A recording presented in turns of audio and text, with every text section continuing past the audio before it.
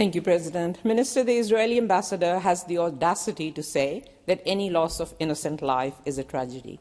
According to the UN figures released yesterday, 186 aid workers were killed in Gaza last year. The ambassador has attempted to gaslight World Central Kitchen. Do you accept the ambassador's account that Zomi and her colleagues were somehow responsible for their own deaths, or do you believe that the ambassador is lying? Minister Wong. No, I do not accept any assertion that sheets home responsibility for the deaths of 7 aid workers, including an Australian citizen on whose behalf I will continue to advocate in the circumstances that I have outlined.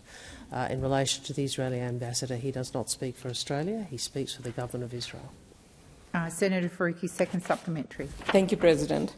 Minister, in 2010, the Labour government of the time expelled an Israeli embassy official over the misuse of Australian passports. 16 years later, the Israeli army has killed an Australian aid worker, failed to hold anyone to account, and yet there have been no consequences from your government. Minister, are you outraged enough yet to expel the Israeli ambassador? Thank you, Senator Faruqi. Minister Wong.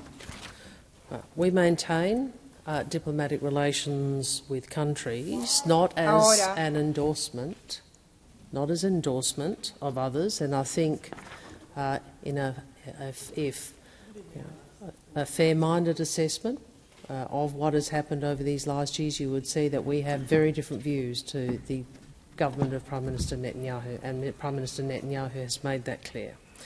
We maintain diplomatic relations to advance Australia's interests, to be able to put our view directly to other countries, as I did today with the ambassador when he was called in.